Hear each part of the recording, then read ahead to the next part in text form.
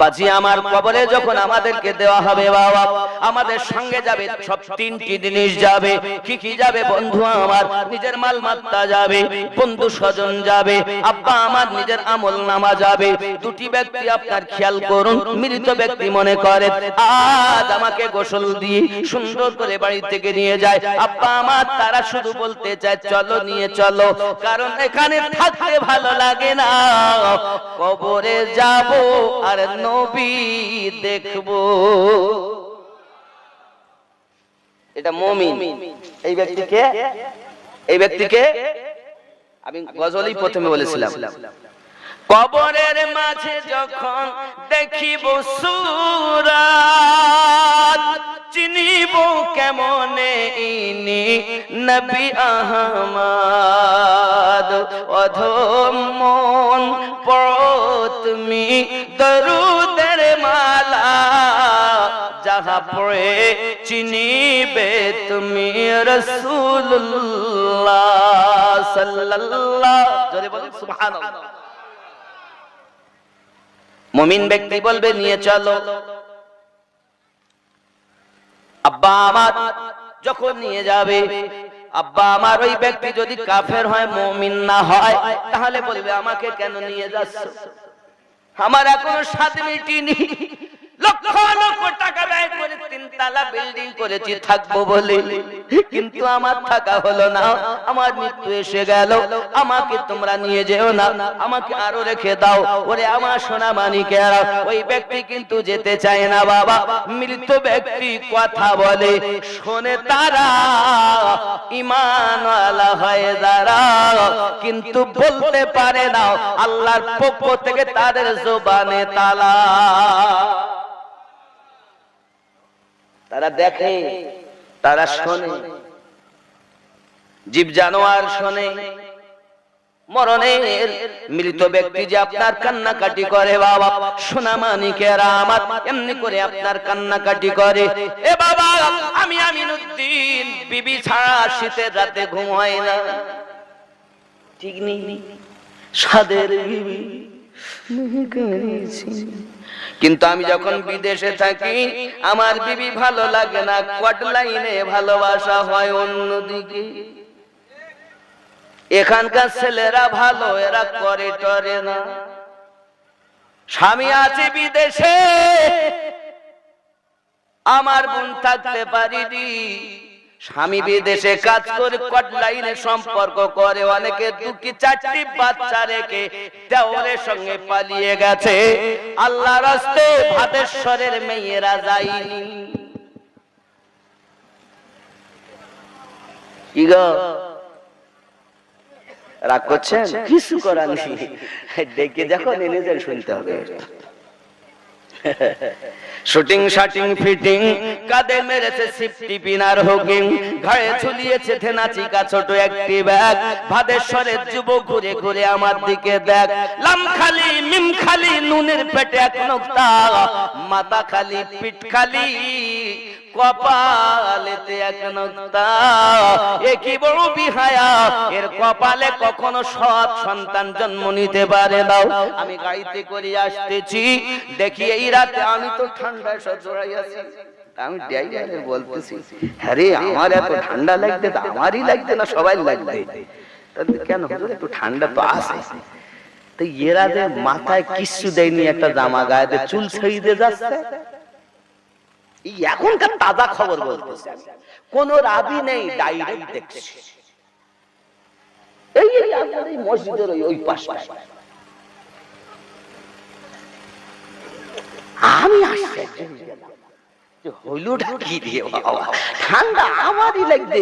হুজুরিরা এত পোশাক পরতেছে, গলায় একটা, ঘাড়ে একটা, কোমরে একটা, আর এদের কি আল্লাহ ঠান্ডা দেখতেই পায় না? যত ঠান্ডা হুজুরিরা। চিন্তা মাঝে মাঝে তো যাক, এখানে ভালো, অসুবিধা নাই। হে আমার জননী, আল্লাহর হাবিব হাদিস শরীফে জানিয়েছেন, আত-তাইয়িসু লা ইয়াদখুলুল জান্নাহ, তাইয়িস ব্যক্তি কখনো জান্নাতে প্রবেশ করবে না। প্যারা রাসূল নূরুন আলা নবী পয়গম্বরকে সাহাবী রাসূল জিজ্ঞাসা করেন, হুজুর তাইয়িস কাদেরকে বলে? আমার আপনার নবী জানাত শায়না মেয়ে একটি নারী জাহান্নামে যাবে, চারটি পুরুষকে জোর করে টেনে টেনে নিয়ে যাবে। একটা নারী জাহান্নামে যাবে, চারজনকে জোর করলে যাবে। এক নাম্বার নিয়ে যাবে তার বাপকে। কেন? বাপটাকে পর্দায় রাখতে পারিনি। জবাব, ফজরের নামাজ না পড়ে বাপ ঘুমায়, মা ঘুমায়, বেটা ঘুমায়, বিটি ঘুমায়। বেলা 8টার সময় তাই প্রাইভেট আছে, যেহেতু মাধ্যমিক পরীক্ষা দেবে। 8টার সময় তার পরীক্ষা, 2টি মাস্টার রেখেছে, 3000 করে 6000। একজন আসে সকালে আর একজন আসে সন্ধ্যায়। মেয়েকে বলে, মা রে তুই প্রাইভেটে যা, নইলে 100 টাকা যাবে। না গেলে মেয়েকে বকাবকি করে। আল্লাহর বান্দা বান্দি, তোমার মেয়ে নামাজ না পড়ে ঘুমালো, তুমি তো একবারও তাকে বকাঝকা করুনি। তোমার পুত্র নামাজ না পড়ে ঘুমিয়ে গেল, তুমি একবারও তো বকাবকি করুনি। তুমি খালি মুখ থেকে বলছো আমি নবীর দিওয়ানা, নামাজ পড়তে পারবো না। চিটিং বাজ কোথাকার। কবরে যাস, তোর জন্য খোলা আছে। কি খোলা আছে? আল্লাহর হাবিব হাদিস শরীফ বর্ণনা করতেছেন, প্যারা রাসূল জানাচ্ছেন, বাবা প্রত্যেক বেঈমানের জন্য, গুনাহগার ব্যক্তিদের জন্য কবর কিন্তু আযাব দেবে বাবা, আযাব দেবে, চাপ দেবে, চাপ দেবে। কেমন চাপ দেবে দেখুন। সঙ্গে সঙ্গে সাহাবী রাসূল শুনে কান্না আরম্ভ করে দিয়েছে। মুমিন হলো কবর চাপ দিবে, মুমিন না হলো কবর চাপ দিবে। সাহাবী রাসূল কান্না শুরু করেছেন, আমাদের আব্বা আম্মা কদমে কুরবান গো দয়াল, সকলকে যদি কবর চাপ দেয় তাহলে আমাদের সকলকে কি দেবে? হুজুর, আপনার পুত্র ইব্রাহিমকে কি কবরে চাপ দিয়েছে? আপনার পুত্র কাসেমকে কি কবর চাপ দিয়েছে? প্যারা রাসূল জুবান মুবারাকায় বলেন, জি হ্যাঁ, আমার বেটাকেও কবর চাপ দিয়েছে। তবে শুনে রাখুন, আই আমার সাহাবায়ে কেরাম, মুমিনের জন্য কবরের চাপ হলো এমন, যেমন আম্মা সন্তানকে দুধ পান করাতে গিয়ে সোহাগ করে বুকে একটা চাপ দেয়, আদর করে। মুমিনের জন্য ওই কবর এমন করে সোহাগ করে চাপ দেবে, এই চাপ সবাইকে ভোগ করতে হবে। মুমিনের চাপ আলাদা, গুনাহগারের চাপ হলো আলাদা।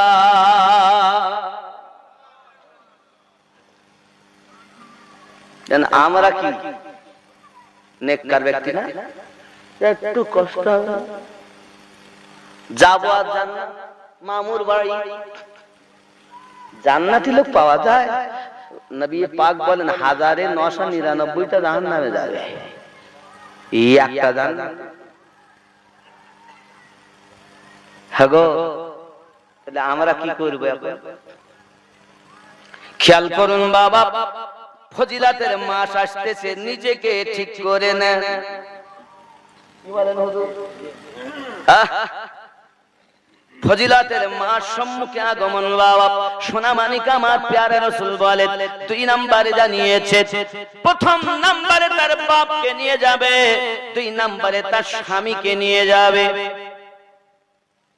স্বামী পর্দা রাখতে পারে না, চলে গেছে বাইরে, বিবি আপনার কিনা থাকে বাজারে, স্বামী থাকে ঘরে, বিবি থাকে বাজারে, মার্কেট করে বিবি।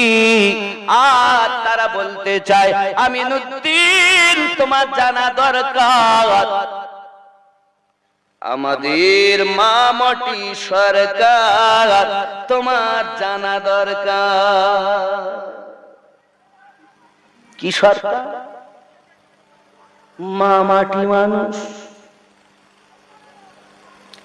হে যুবক, পৃথিবীর কোন মানুষ এতটা সম্মান দেননি মায়েদেরকে যতটা আমার রাসূলে পাক দিয়েছে। যুবকরে আমার জননী মায়েরা 2 নম্বরে তার স্বামীকে টেনে টেনে নিয়ে যাবে। আয় আল্লাহ, আমি তো ছিলাম না, বাইরে ছিলাম, বিবি করেছে, দোষ আমার কি? তুমি কেন আইন করতে পারোনি, যাওয়ার কথা বলতে পারোনি? এই প্রসঙ্গে আমার একটা ঘটনা আবার মনে পড়ে, বলবো দি। আব্বা আমার স্বামী গরিব মানুষ, বিবি আপনার একটি বাচ্চা নিয়ে আছেন। বিবিকে বলছে, স্বামী ওগো আমার বিবি দোয়া করো, আমি বিদেশে কর্ম করতে চলে গেলাম। আব্বা আমার সোনা মানিকেরা, বিবি আপনার স্বামীকে বললেন, ঠিক আছে আপনি যান। চলে গেলেন স্বামী বিদেশে কর্ম করতে। বাবা ওরে আমার সোনা মানিকেরা, কিছুদিন পর সংবাদ দেওয়া হলো আমার আব্বা জানের শরীর খারাপ, ভাই এসেছে বোনকে নিতে, কিন্তু স্বামী বলে গেছে, বিবি আমার তুমি জানো এই যে বাড়িতে আছো, বাড়িতে আপনার দরজা থেকে বাইরে যেন আমার বিনা ইজাজতে যাবে না। যুবক আমার, এখনকার সময় মোবাইল ছিল না, এখান থেকে 50 বছর আগে যদি বলা হতো বাপ আমার দিল্লিতে, এখন কথা বললাম, লোকটা হলে তাকে পাগল বলতো, কারণ তখন এই টেকনোলজি ছিল। আর এখনকার সময় যদি কেউ বলে বাপ আমার দিল্লি আছে, কিন্তু কথাও হয় না, দেখাও হয় না, 5 বছরের ছেলে বলে তোমার মতো পাগল আর জগতে দেখা যায় না, কেন? কই তোমার বাপের নাম্বারটা দাও, আমি কথা বলিয়ে দেই। কেন? এখন এই টেকনোলজি আবিষ্কার হয়ে গেছে, ঠিক কিনা বলে? 50 বছর আগে এটা ছিল না রে বাবা। এই জন্য কেউ যদি বলে আমার বাপ দিল্লি, আমি কথা বললাম, তাকে পাগল বলতো। যুবক আমার খেয়াল করুন, এমন সমাজে স্বামীর বিনা হুকুম যেতে পারে না। ভাইকে বলেন, ভাই বাড়িতে চলে যান, আমার আব্বা জান অসুস্থ আছে, কিন্তু আমার যাওয়ার হুকুম নাই, তোমার দুলা ভাই তো বাড়িতে নাই। আব্বা আমার ভাই আবার চলে গেলেন। বাপ বলে, বেটারে যা, আমার একটি মাত্র কন্যা, আমি তাকে দেখতে চাই, জন্মের মতো আমি তাকে দেখবো, হয়তো আমি আর বাঁচবো না। ভাই আবার ছুটে এসেছে বোনের বাড়ি, বোন আমার জলদি করে চলো, হয়তো আর আব্বার সঙ্গে দেখা হবে না, শেষ দেখাটা তুমি দেখে নেবে, চলো না চলো না যাই। আব্বা আমার মেয়ে কাঁদে ঘরের ভিতরে, কিন্তু আপনার কিনা একটাই কথা বলে, ভাই যাওয়ার অর্ডার আমার নাই। স্বামীর ঘরে এসেছি, আমার মালিক না আমার স্বামী, স্বামীর বিনা ইজাজতে বাইরে যাব না। আব্বাজি আমার সোনা মালিক, এমন কি আবার ছুটে যেতে 3 বার এসেছে বোনের বাড়ি।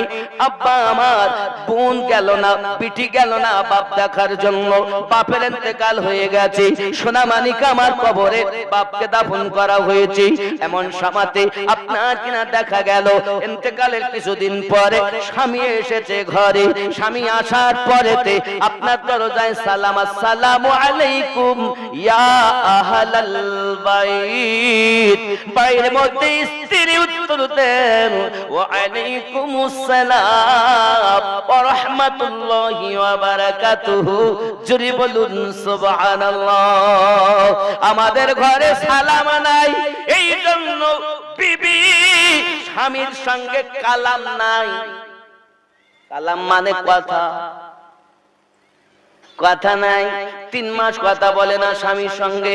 খালাতো ভাইকে দেয় আজকে জলসা, তাহলে প্রত্যেক বাড়ি কুটুম আছে না, না মেহমান আছে না, মেয়ে এসেছে, জামাই এসেছে, বিহাই এসেছে, বিহানি এসেছে, ওরে বাবা খালাতো ভাই ফুফাতো ভাই ডিম সিদ্ধ করে খাওয়ায়।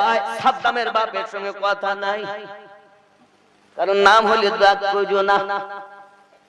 এ জননী মা, তুমি তোমার খালাতো ভাইয়ের গল্প করে যা সওয়াব না হবে, স্বামীর মনে যদি 1 ঘন্টা আনন্দ দিয়ে কথা বলো, 1 বছর সারা রাত ধরে নফল ইবাদত করলে যে নাকি স্বামীর মনে 1 ঘন্টা মিষ্টি আলাপ করে আনন্দ দিলে রাসূলুল্লাহ সাল্লাল্লাহু আলাইহি ওয়াসাল্লাম বলেন তার নামায় আমলে ওই নাকি।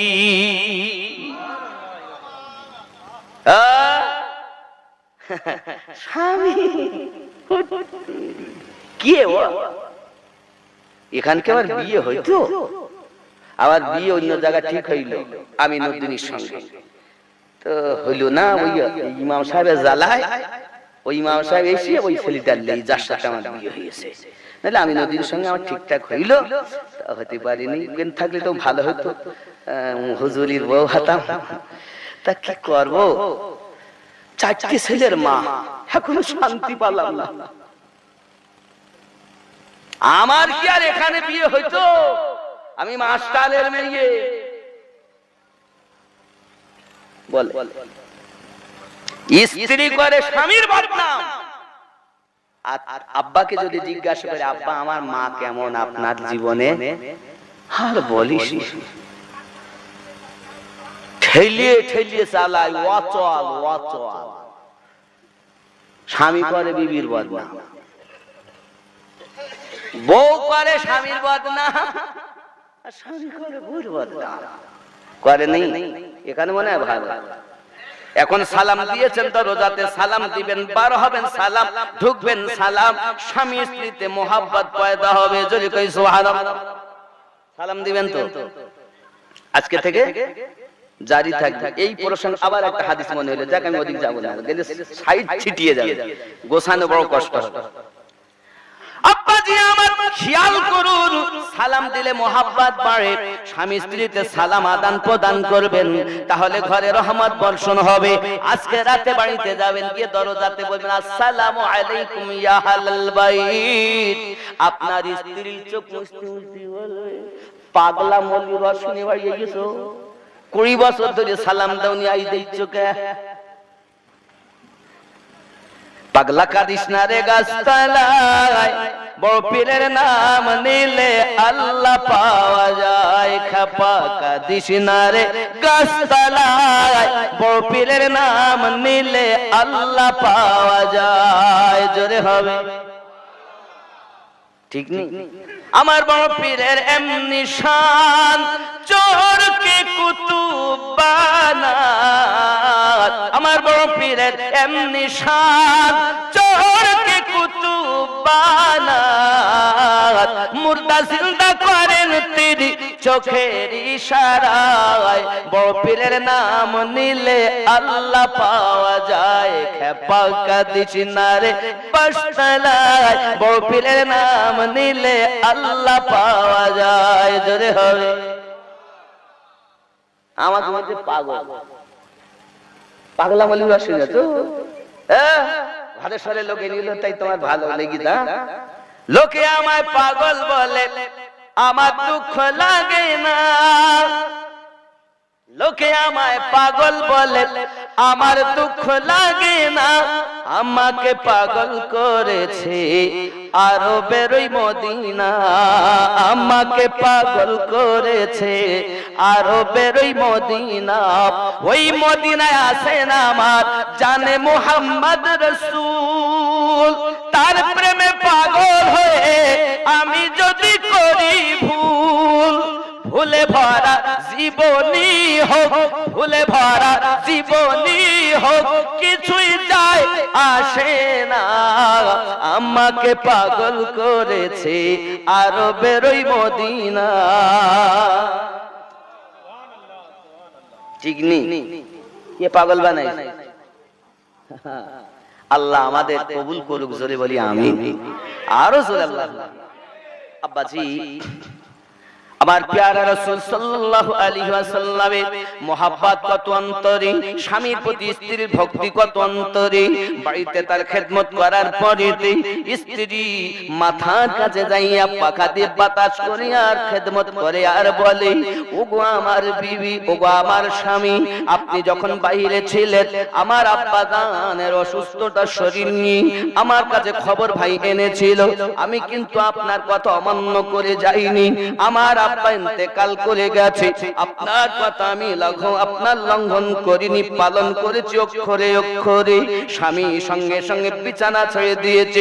বিবি কেমন কথা বললো, তোমার আব্বা ইন্তেকাল করেছে তুমি যাওনি, আমাকে তুমি এত ভালোবাসো। বিবিকে মোহাব্বত করে বুকে জড়িয়ে ধরেছে। তোমার মতো বিবি সংসারে পেয়ে আমার জীবন ধন্য হয়ে গেছে। আমি তো গরিব হতে পারি, কিন্তু তোমার মতো বিবি আমার নসিবে আল্লাহ দিয়েছেন। চলো বিবি চলো, আর দেরি নয়, এখনই যাব তোমার বাপের বাড়িতে। স্বামী আর স্ত্রী গোছগাছ করে নিয়ে বাপের বাড়ি চলে গেছে।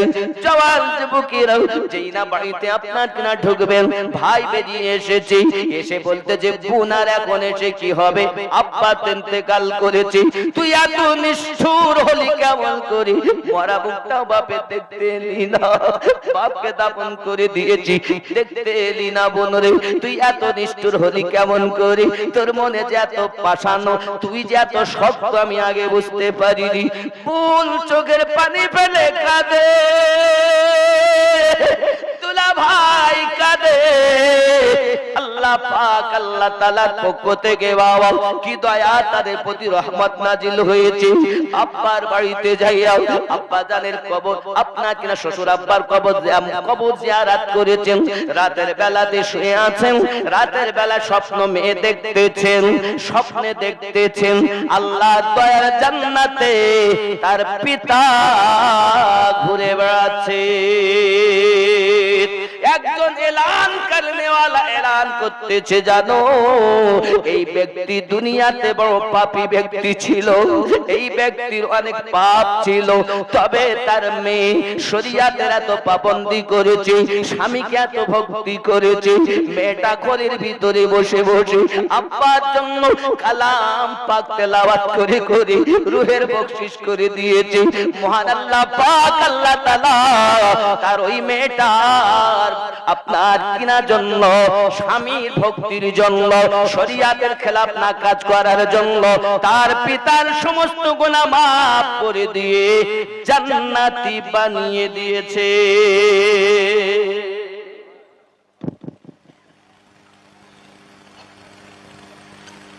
বিবাহের পরে স্বামী হলো আপনার সব থেকে আপনজন,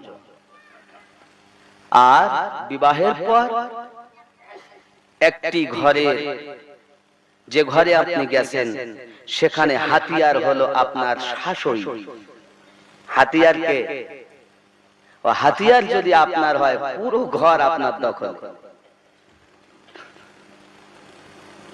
ভালো করে বুঝবেন আমার কথা। আমি সংক্ষিপ্ত ভাবে এতটাই বলবো, মেয়েরা যখন বিয়ে করে স্বামীর ঘরে আসে, তারা অনেকটা স্বপ্ন নিয়ে আসে, অনেকটাই স্বপ্ন নিয়ে আসে। কিন্তু শাশুড়ি যিনি, তিনি বলেন বিটি বিয়ে দিয়েছি, বিটি এনেছি, খুব ভালো লাগে শুনতে। কিন্তু যখন বহুমা কোন রকম ভুল ত্রুটি হয়, কারণ ও তো আলাদা পরিবেশে মানুষ হয়েছে, না রান্না জানে ভালো, না ঘরের কাজ জানে ভালো, কিছু ভালো জানে, কারণ সেখানে ওর জীবনই আলাদা ছিল, এখন তো আলাদা জীবনে এসেছে, তো ভুল হবেই। আর যেই একটু ভুল হয়, পাশের বাড়ি গিয়ে গল্প করে, দেখেছো একটু কিছু বলার মতন নি, আমার ছেলেটাকে আমার বৌমা বশ করে নিয়েছে, বলে না, এই বলে না, এখানে ভালো মনে হয়। এই আমার অভিজ্ঞতার কথা বলতেছি, সব জায়গায় আমি বলি, মা আপনি বিটি দিয়েছেন, বিটি পেয়েছেন, তা আপনার বিটি যদি কোনো ভুল করে, ওই একবারও তো পরে বাড়ি গিয়ে গল্প করো না যে আমার বিটি এই করেছে, বলো না। আর বৌমা এনেছো তাই পরের বিটি, তাই তার মানে তুমি মা হতে পারোনি, শাশুড়ি থেকে গেছো। তুমি যদি মা হতে, কখনো গল্প করতে না, তাকে আদর করে নিজের মেয়েকে যেমন, বিটিকে যেমন সোহাগ করে বুঝিয়ে গুছিয়ে নাও, নিজের ঘরের বৌমাকে গুছিয়ে নিতে শেখো। 2 নাম্বার, বৌমাকে বলবো, আপনি বাপের বাড়ির আত্মীয় এলে এত যত্ন করেন, রাত 1টায় উঠে যদি রান্না করতে বলে তো করে, আর স্বামীর বাড়ির আত্মীয় যদি আসে, তোর মাথা ব্যথা হয়, জ্বর হয়, কোমর ব্যথা হয়, আমি উঠতে পারছি, আছে না? না, এ শয়তানি। বাস্তব কথা বলতে বলে রাগ হচ্ছে না, একদম এইটা। স্বামীর বাড়ির কুটুম যদি আসে, স্বামীর বোন এসেছে, বোনাই এসেছে, ওরা এসে যদি 5 দিন থাকে, তো শুধু স্বামীর প্রতি মোটা মোটা ঘরের মধ্যে 2-1 কপালে সময় পাবো না, এত কষ্ট। মায়েরা, আপনাকে বলবো, এই ঘরে আপনি এসেছেন নিজের মা ছেড়ে, নিজের আব্বা ছেড়ে, যেখানে জন্ম সেখানে আপনার থাকা হবে না। স্বামীর ঘরটা আপনার আপন ঘর। আপনার শাশুড়ি নিজের মা পেয়েছেন, শ্বশুর নিজের আব্বা পেয়েছেন, তাদের ব্যথায় নিজে ব্যথিত হন, তাদের কষ্টে আপনি যে কষ্ট অনুভব করুন। তার মানে বৌমা হয়ে আসবেন না, মেয়ে হয়ে আসবেন। আজ অনেক শাশুড়ি এরকম, যদি শোনে জামাই তার বিটিকে নিয়ে ওমরপুর বেড়াইতে গেছে, তা মা গেছে খুব ভালোই, ঠিক দেখি শুনে থাকিস, যাইস মা যা। আজ যদি বেটা একবার গিয়েছে বৌমাকে নিয়ে ওমরপুর, দেখেছো, আমি বলেছি না আমার ছেলেকে বয়স করে নিয়েছে, ঠিক না? এটাই সমাজ। তা আমি বলবো অনুরোধ করে হাত ধরে, মা আপনি মা হন, শাশুড়ি নয়, বিটি হন, বৌমা নয়। অনেক আশা নিয়ে স্বামীর ঘরে এসেছে তারা, তাদেরকে নিজের মতো করে বসিয়ে নেন। আর বৌমা, শাশুড়ি মাকে খুব বেশি যত্ন করুন, শ্বশুর আব্বাকে যত্ন করুন। এখন বৌমারা বা শ্বশুর এবং শাশুড়ি ভাত রান্না করতে চায় না, এখন তো শুধু একা দুইজন খাবে এটাই চিন্তা ভাবনা। শ্বশুরকে ভালোবাসুন, শাশুড়িকে মহব্বত করুন, এ জগতে লাভ, পর জগতে লাভ। আল্লাহ যেন আমাদেরকে তৌফিক দান করেন, আমার মায়েদের এবং আমার আব্বাজানদেরকে, যেন তারা তাদের সন্তানদেরকে সঠিক শিক্ষায় শিক্ষিতা করতে পারে। জোরে বলি আমিন, আরো জোরে। আব্বা আমার, এখন তো মেয়েরা এসেছে সিরিয়াল দেখা জিনিস, বলে তোরা আমাকে চিনিস, শ্বশুরকে কিভাবে এ করতে হবে আমি জানি, হ্যান্ডেল করে ফেলবে, শাশুড়িকে কিভাবে হ্যান্ডেল করতে আমি জানি, কারণ সিরিয়াল দেখা জিনিস। মায়েদের বলবো, যেদিন বিয়ে হবে সেদিন থেকে কিছু না পড়ো, কোরআন শরীফের সূরা নূর তেলাওয়াত করবে, তার ব্যাখ্যা সহ পড়বে, তাতে কি আছে? যদি মনে করো বাংলা পুস্তক পড়বো, তা আমি বলবো সংসার সুখের হয় রমণীর গুণে, বইগুলো পড়বে। বিবাহ দাম্পত্য জীবন পড়বে, খালি পড়া নয়, তার মোতাবেক আমল করবে। কারণ এই সিরিয়ালে আছে শুধু হিংসা, আর আল্লাহ রাসূলের পাকের পবিত্র জবানে আছে ভালোবাসা। আমরা নবী থেকে ভালোবাসা পেয়েছি, আপনার মধ্যে সেই জিনিসটা তৈরি হবে যে জিনিসটা আমার নবী পাক দিয়েছে। স্বামীর হক, স্বামীর হক, শাশুড়ি শ্বশুরের হক, আত্মীয় স্বজনের হক, দেওরের হক, সমস্ত কিছু আপনার মধ্যে অর্জন হওয়া উচিত। আপনি এদিকে আইবিএ পাস করুন, এক পয়সা দাম নাই, যদি আপনার মধ্যে স্বামীর খেদমত, শ্বশুর শাশুড়ির খেদমত না থাকে, জাহান্নামী আপনাকে হতে হবে।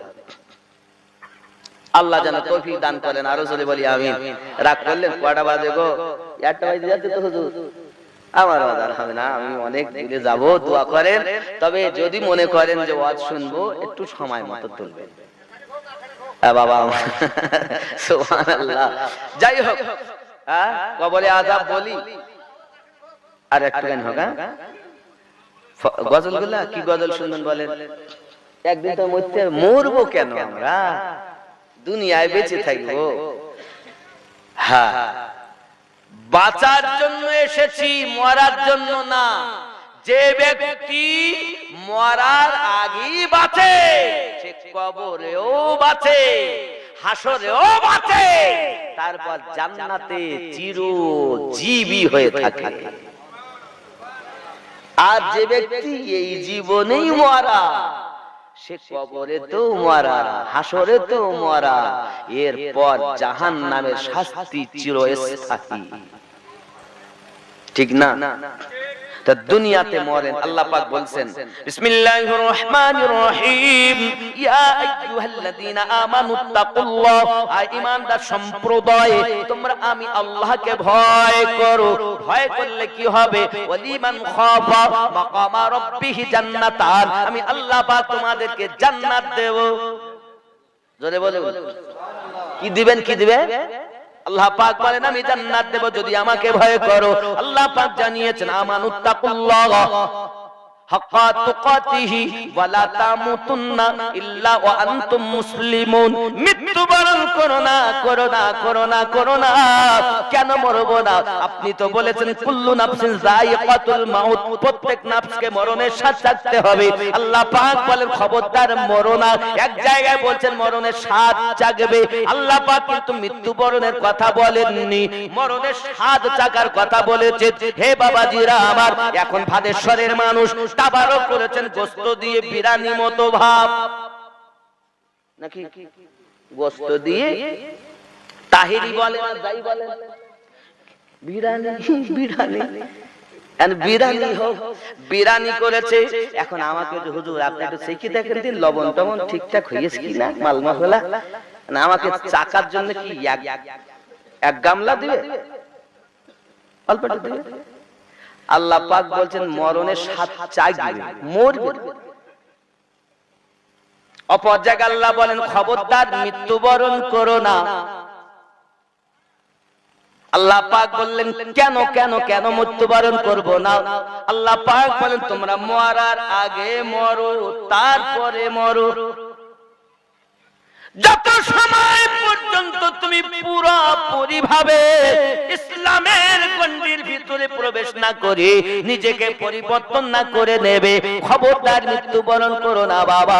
এখন নামাজও পড়ে শুধু খায়, আদামুদও ঢুকেছে, নামাজও পড়ে তাস খেলে, আদামুদও ঢুকেছে, নামাজও পড়ে দাড়ি কাটে, আদামুদও ঢুকেছে, পুরাপুরি ইসলামে ঢোকা হলো না। হে বাবাজি আমার, পুরাপুরি ঢুকে যাও, অমর হয়ে চলে যা। পুরাপুরি পুরাপুরি, তাহলে পুরাপুরি মানে কি? দাড়ি কে দিয়েছে? আল্লাহ দিয়েছেন না? আমি বলি আল্লাহ পাক দিয়েছেন ঠিকই, কিন্তু আমাদের মুখে দাড়ি এখন দিচ্ছে জজ সাহেবা। কেন হুজুর আপনি কথা বললেন?